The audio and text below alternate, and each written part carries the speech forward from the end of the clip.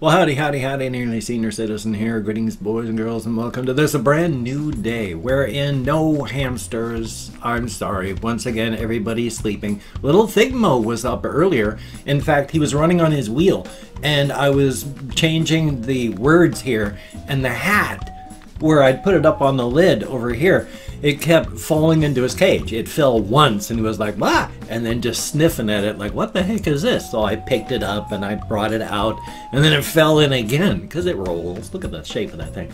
And so he was like, "Bah!" and he sniffed it, and then ran to the back of his cage, and now he's just stayed back there. So the hat of danger frightened him. Thumbs up for that. But everybody else is just asleep. I mean, earlier, was it earlier this morning? Or it must have been last night, I think. Little Dr. Snurf was running and running right here at the edge of his cage. And so I picked him up and he was happy.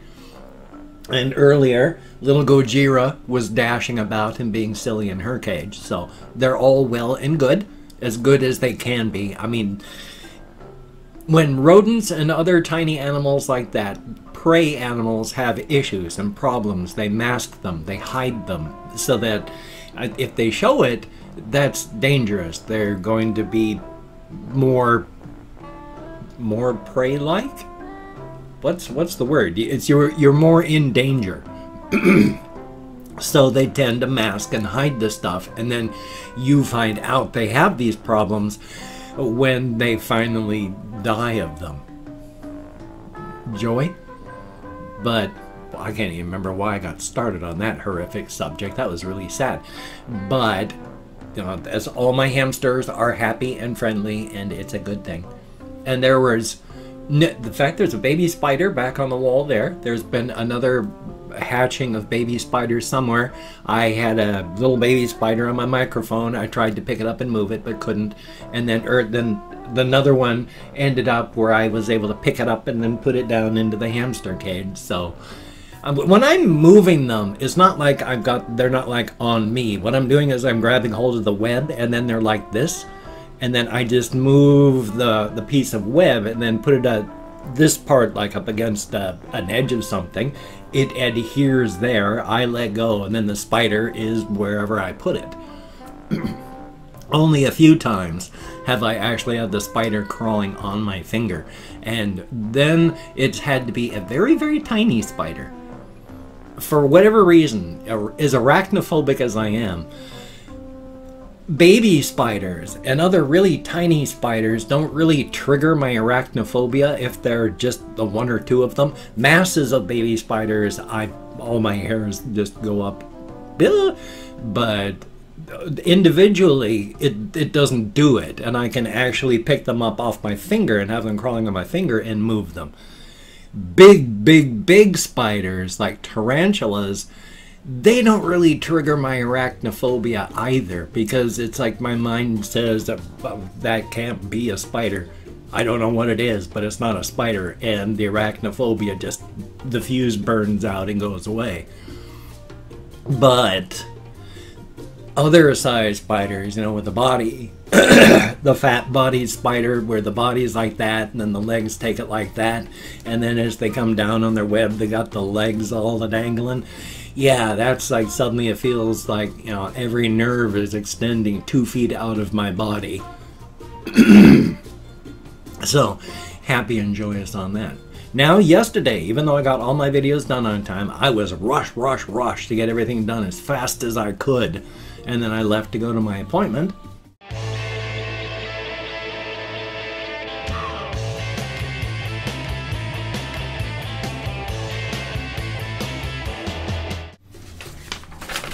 I have my prescription for my eyes. There's good and bad, of course, because 10 years ago they were telling me you really need to get bifocals, then they tried to make bifocals. I can't remember where I tried to get them done. They got done. But when they said, your eyes it'll take a week or so to get used to them, there was no getting used to these. I wore them for a week, and as best I could, because the focus line was at an angle and I had to stare straight ahead, because if I moved my eyes, even just looked up or like that, sideways, even a little bit, if I was not staring straight ahead, That's where the focus was. Look up, everything just went blurry. Look down, everything blurry. Sides, blurry, blurry. If I was not staring straight ahead, there was no focus. And as stated, it was at a line, at an angle like that. So I had to keep the glasses bumped over at a weird angle. And even at that, for close-up, trying to read the words, if the line of text, the words were like this, the lens had to be only halfway through it. Because if I went so I could see the whole word, the top half of the word was all fuzzy and out of focus. They were just a mess. So I'm already worried about getting bifocals, because the last place that tried them screwed them up. But my eyes are so bad that I can either get bifocals or I can have 2 pairs of glasses. One for watching things far away, and then one's for focusing close up, because they are so bad. If I have to see far away, then nothing's in focus for close up. And of course the opposite. If I can see close up, then nothing for out there. So yay. I can either take a risk, because like online, Zenny Optical says apparently because there's somebody who paid for my prescription. That's the only reason I was able to do it. They paid for my prescription, and so I got it done. They're saying, well, that yes, Zenny Optical, if they mess it up, they will give 100% refund and another pair, hopefully fixed up, for your glasses. It's like they'll replace it 100% for free. But if they mess it up the second time, they're only going to give back 50%. So if they mess it up that second time and you need a third pair, you're going to pay for half of it, even though it's not your fault. So I don't know if I want to do bifocals online, because it seems like they need a little bit more hands-on care talking with somebody to make sure they fit and work properly. But it's $180 to get bifocals through Walmart, $110 for non. Whereas it's way less than that at some place like online, like Zenny Optical. So not quite sure what I'm gonna do. Not quite yet. But well, I don't want to say the full name.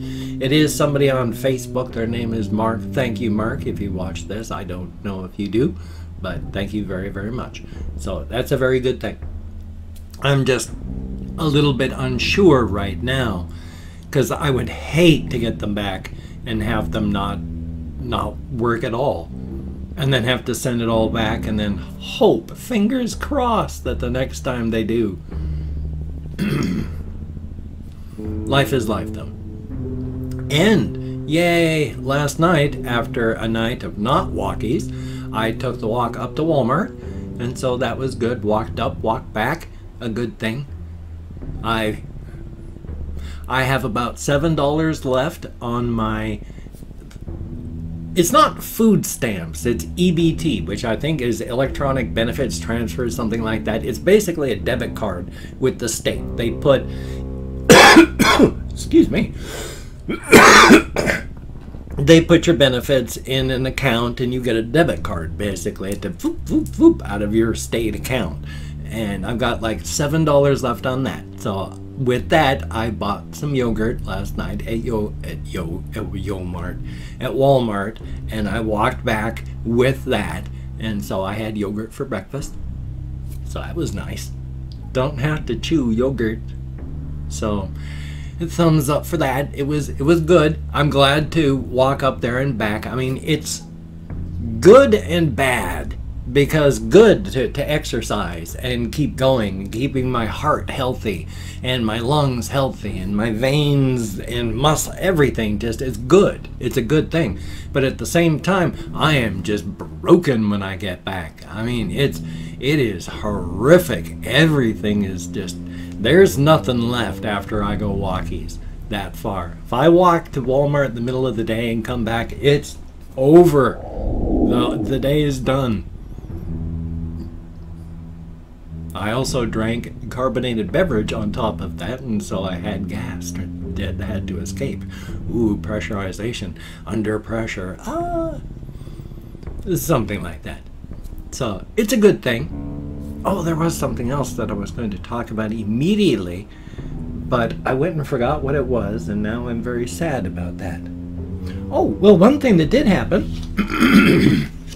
I don't want to have names, but I did get a postcard. I stopped off at the post office as well. I had to put it in my shirt pocket, so it got a little bent. I do not know where the person is that wrote this. It does not say on the card or any, there's no stamp or any such thing. I mean, I imagine there is, but with my eyes, I can't see it. But still, thank you very much. It is a nice postcard, and I think that's very cool. Yay! I do appreciate that very, very much.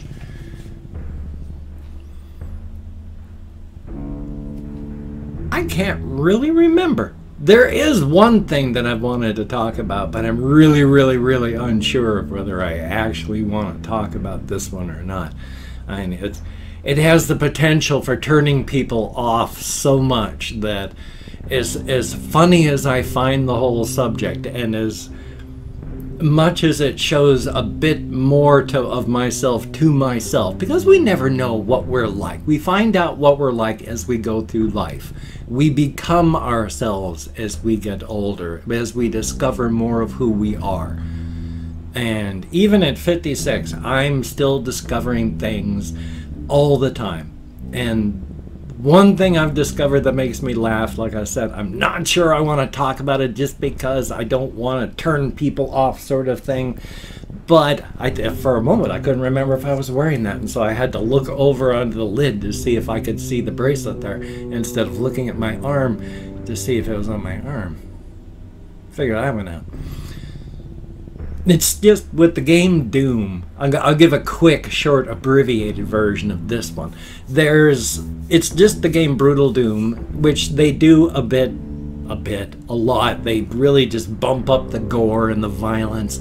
But there's the Baron of Hell, which is, this big, tall thing that's got goat legs and a goat head.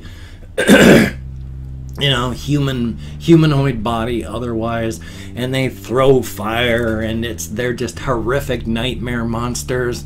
And lately, as I've been playing the game, whenever I kill one of these things, I'd say something like, "Oh, I'm so sorry, I didn't mean to hurt you, Daddy," and stuff like that. And the thing is, I'm gonna try and make this quick and hopefully not too gross. It's when I've seen the character, the Baron of Hell, in the game lately. It's like, what am I seeing? Not the big goat legs, not the goat, head and the horns. Is tall, masculine body, wide shoulders, very muscular and ripped, and it's like, it's triggering. My heart just goes pitter pat, pitter pat, pitter pat, and I'm like, oh, Daddy. And that one surprised me because I didn't know I had a type. So thumbs up. Yes, indeed. Just remember, if you're going, what the hell? Remember, I am pansexual. There's going to be some days where the only thing that interests me is strictly XY. And there's other days, the only thing that's going to interest me is strictly XX. And then there's other days where it could be any place in the middle. So, yay! Thumbs up for that. Now, hopefully I didn't terrify anybody too much. Thumbs up for that. Ugh. I am so sorry about my voice box. It irritates me to no end. Part of it, of course, is I do not wake up for very long before I record. This morning, I was out of bed at 6:30 and it wasn't even 7:30 and I was recording. And so I don't talk to anybody. And so the only time when I'm really using my voice box is when I start to record. And of course, what happens when you use something you haven't been using for like In my case, 6 hours because I've been in bed, asleep.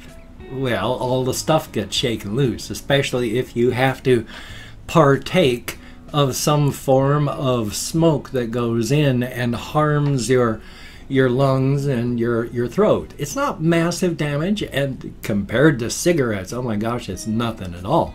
But it does damage, so you've got increased mucus production on top of using something that hasn't been used for 6 hours.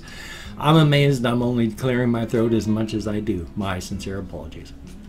I'm going to go through and thank 20 to 25 people for having left me a comment. If I mispronounce the username, my sincere apologies. No disrespect is intended. And I'm not reading the comments right now. I'm going to read them afterward. Thumbs up each one I do. Answer as many as I can. But for right now, I'm thanking you just for having left a comment. Good, bad, indifferent. The fact is you took time to leave a comment. It's a range of 20 to 25 because even though I count in American Sign Language on the fingers of this hand, I'm with my depression, fibro, and you saw me almost lose it with my memory at least a couple times here if I didn't lose things entirely. So I do the best I can.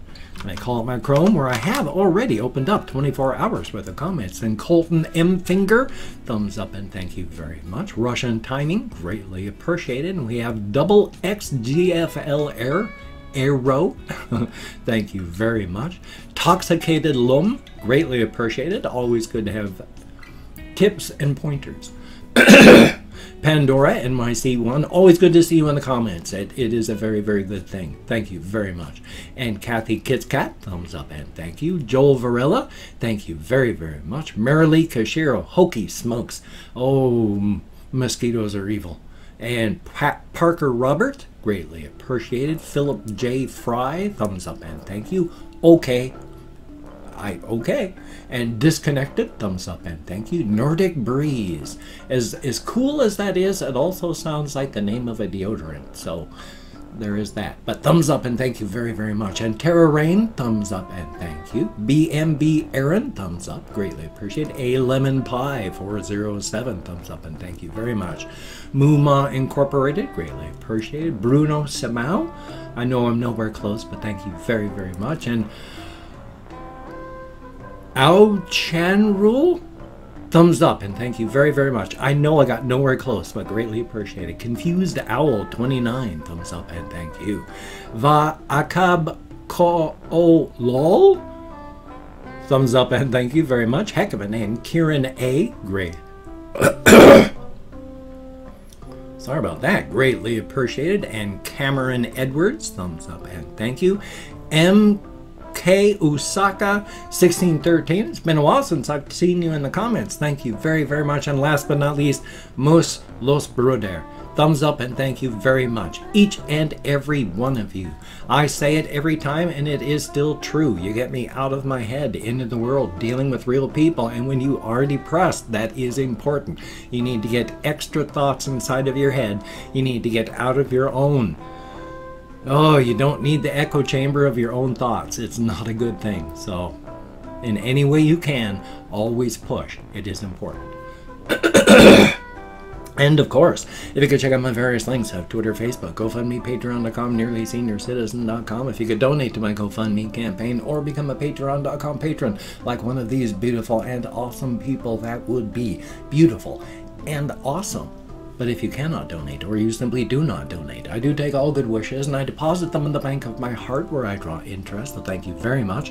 And if you could subscribe to the channel, I found it, I'm back on track again. If you could subscribe to the channel, that would be very cool, greatly appreciated. I would understand if you did not wish to, but if you are down with it, I will do my very best to keep you entertained from now until the literal end of time, which will hopefully be a very long time from now and not like later this afternoon at like 2 minutes after 3 p.m. My time couldn't obviously be your time if you're like further to the east anywhere in the world than I am, because my life hasn't ended yet and my time's past yours. So what would it be like if the apocalypse happened on by time zone that way? That'd be weird. probably make a comedy out of that.